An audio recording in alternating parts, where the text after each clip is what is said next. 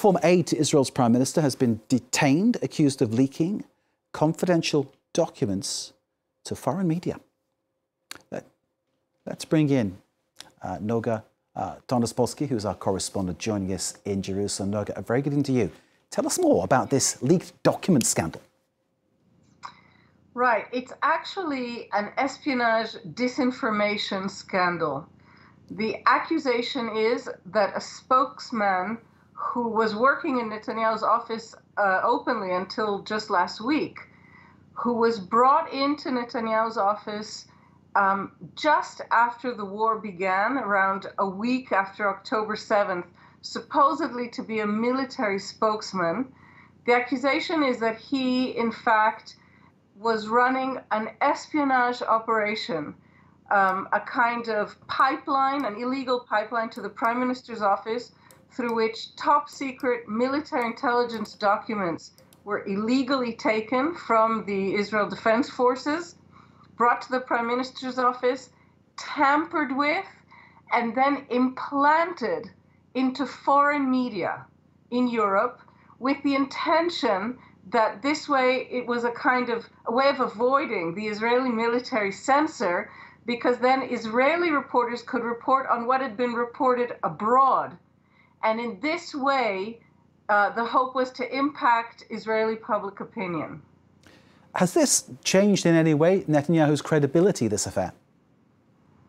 Well, the affair just became public yesterday, and it really has taken over the airways. I think it's important to remember that Netanyahu is a very unpopular prime minister right now to begin with.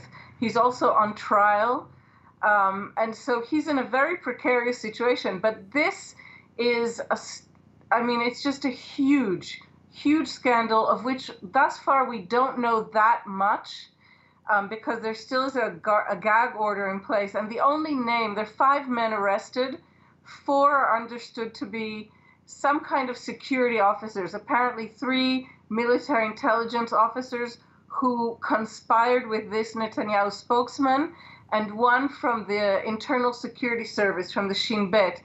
But this is swirling all around Netanyahu. The leader of the opposition has already demanded that that the interrogators, the police investigators, have to find out what Netanyahu knew and when, and said that he should be removed from office temporarily, referred to as a disabled prime minister, until this is all figured out.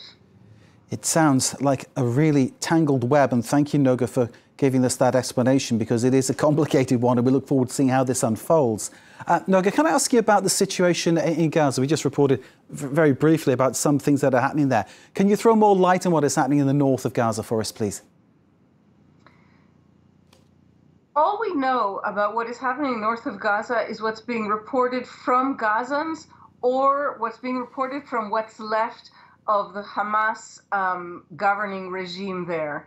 The Israeli army has made it simply a no-go zone. No journalists, except for those living there, no journalists have access. So we're limited to the images that you show, and the impression is one of catastrophic destruction. The concerns about this internationally are, because Israel isn't saying anything, there's a fear that the Israeli government has secretly adopted what's known as, quote, the general's plan. This was a plan brought forth a few months ago by a retired Israeli army general called Giora Eiland, that basically recommended that the Israeli army force the Palestinian population of North Gaza out by any means. So that could include war crimes, right? Starvation, forced displacement.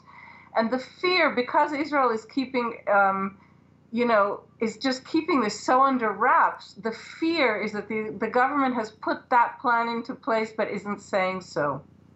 Noga, thank you for giving us that analysis and bringing us up to date with the situation. We really appreciate it. Noga